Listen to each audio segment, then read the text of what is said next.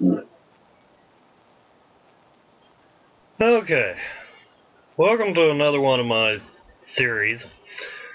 This is on the current FM 115s, and I have discovered exactly how you can do these without any damage.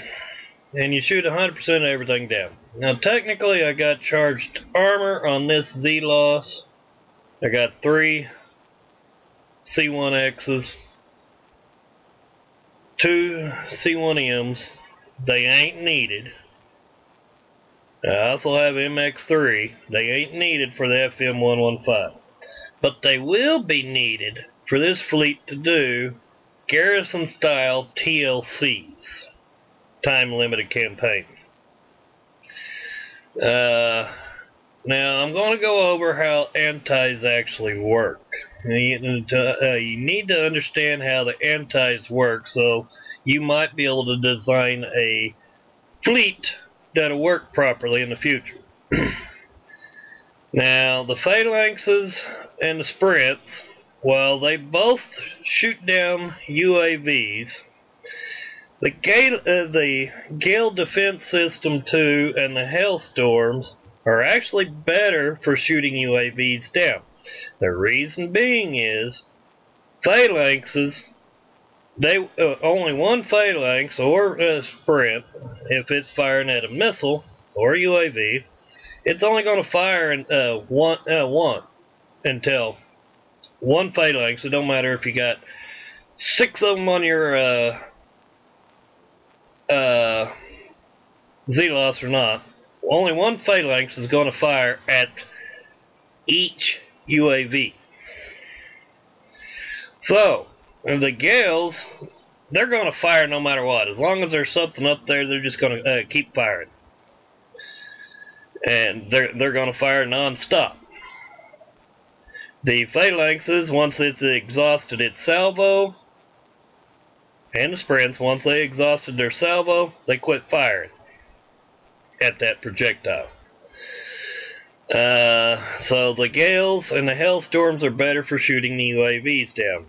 Now I got 6 sprints on this Z-Loss, 1 Phalanx 4, and 6 Gale 3s. Now I like to use the D-52R Harrier.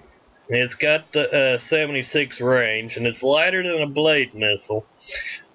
Now if you don't have the Harrier and you've only got the blade, you're going to have to lose probably this Phalanx 4 and drop it down to maybe a Phalanx 2 or 3 or something to get the weight. Now I got HVR on here. That's for the 100% projectile speed only. You need to speed up your antis, because the Kick-Size really got the projectile speeds outrageous in these 115s. MX3, make sure it's MX3. It's got to be explosive and penetrating defense. And it's not needed for the 115, but if you're going to do a garrison style TLC, you'll need it. Solid fuel booster, that's to boost the range of the Harrier, and that's solid fuel booster 3. Speed system 5 and frontline countermeasure system. Now over here on my second Z-Loss, in the game, this isn't overweight.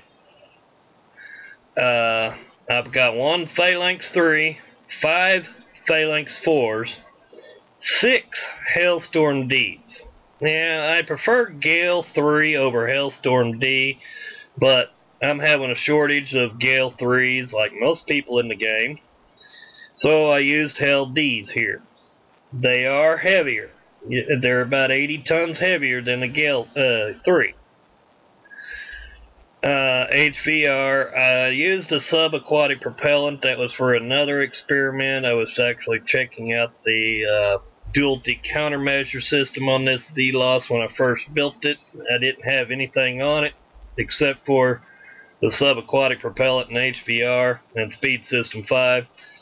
And for some reason, when I was doing the testing, the duality countermeasure system was glitched on the Z-Loss and not firing at all. the only thing it's going to do to your antis is boost the projectile speed. So you don't really have to have it if you don't want it. Frontline countermeasure system, and that's to boost the range and the accuracy of all your antis, plus gives you turret defense, and speed system 5. Now my monos are pretty basic. Now I like these D85Ds the most. They got more splash than any other mortar in the game. They got more splash than the OU10s, and they got, while they the faster reload than the OU10, it's half the damage. But when you calculate out, you got 4 mortars in the air instead of 2 at the time that the OU10 reloads. You're going to have more splash and more DPS. So I did D85Ds, plus the D85Ds are lighter weight due to Shipyard 2 weight reductions. The OU10 is Legion Tech, and we do not have any weight reduction for Legion Tech yet. Speed system 5, combustion system 2, explosive upgrade, narrowed firing aperture. I love this precision napalm detonator. You'll see why here in a minute. And then garrison battery MKX. Now these 2 monos are just like it. Now I'm going to go over and demonstrate in the game how well this fleet works. And if you drive correctly, it'll do it 0 damage. Okay, welcome back. We're in the game now. Going to demonstrate how well this fleet actually works that I just showed you. Now, keep in mind, I'm heavy on the anti-morts for the specific reason of shooting UAVs down. The more you, that way it doesn't tie up my anti-missiles as much. I found that I took a lot of damage when I was fighting those Drat carriers while I was shooting all the UAVs down. Missiles was managing to make it through. Even though I couldn't see them, they were making it through. Okay.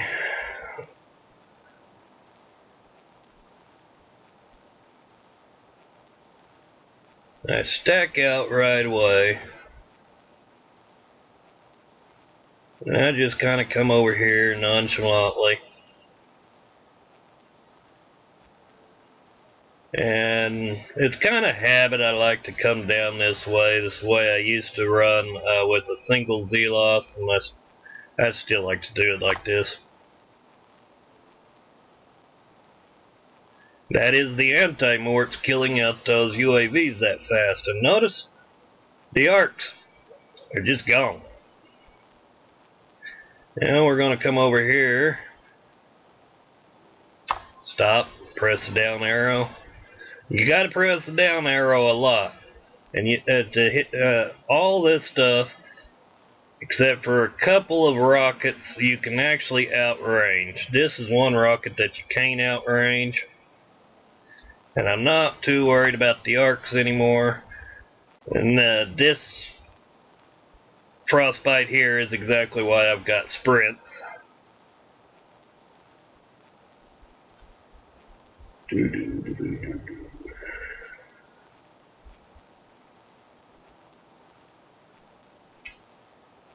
Notice I'm stopping where my targeting ring is just barely touching the turrets. I'm pressing the down arrow to stop the fleet. Okay, I'm going to come over here. Now this particular frostbite you've got to watch. No matter how many sprints you have, you're not going to kill all the rockets if you trigger it. So you got to sneak up on it and don't trigger it. You can outrange it.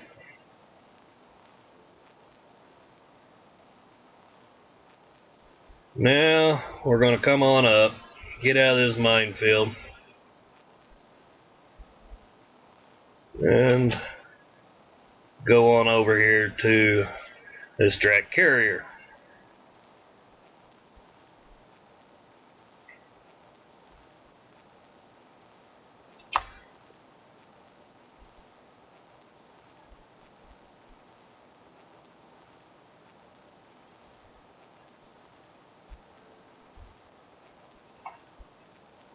Now if you pay attention closely, see the little red down arrows while my fire field is up? That's actually slowing their reloads. And that's the napalm detonator doing that.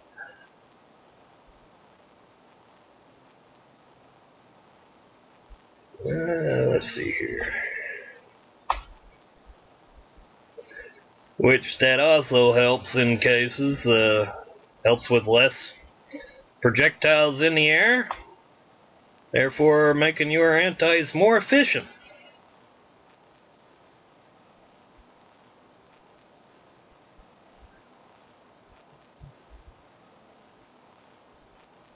Because you slowed the reload down on the turrets.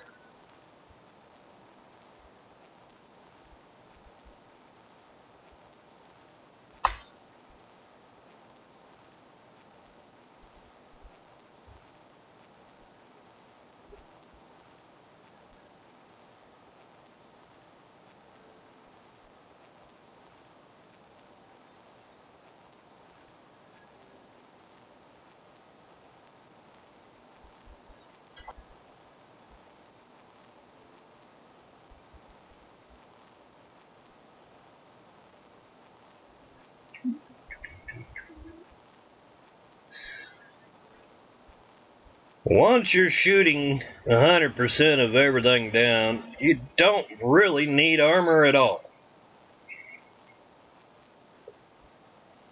So charged armors ain't necessary to do this 115, and I want to stress that. Even though I've got it on my Z-Loss, my spotter Z-Loss, it's not necessary not to do the FM 115s.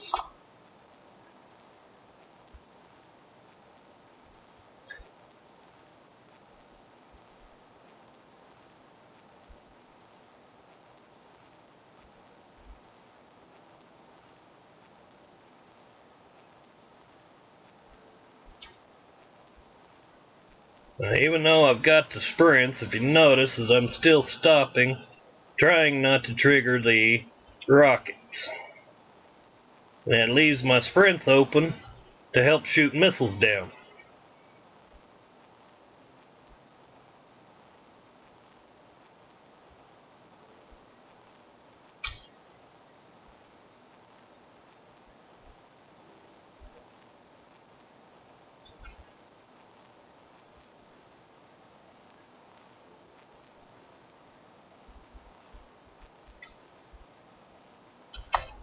Now I'm just clicking here and hitting the down arrow just to inch in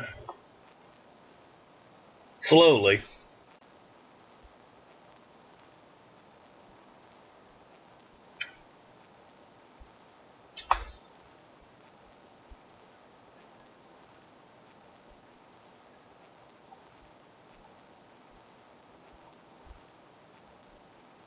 Now, at this point, some guys like to race on back here and go ahead and run the gauntlet and get past those rockets and kill everything, but old habits die hard. I still like to do it this way.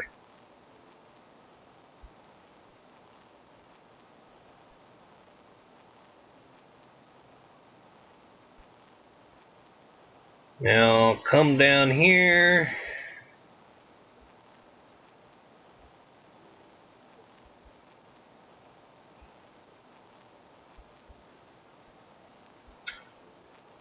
Inch in and there.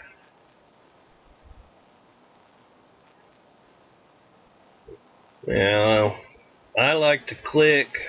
You see where this line is right here on these plates?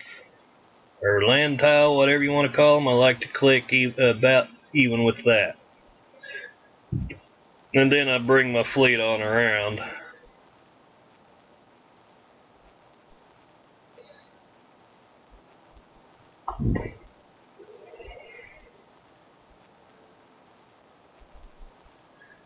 Now I'll click over here and bring the fleet around.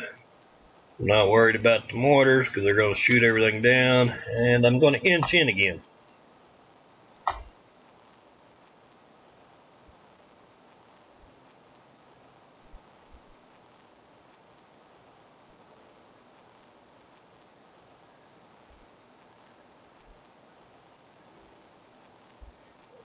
Now I have done these with no damage. I've done this one with no damage. See, there's no damage at all to these.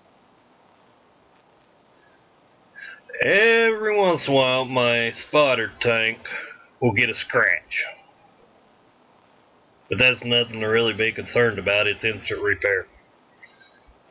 And that's how you do an FM 115 with no damage. And with this build, if you drive correctly and everything, even with lag, you should be okay.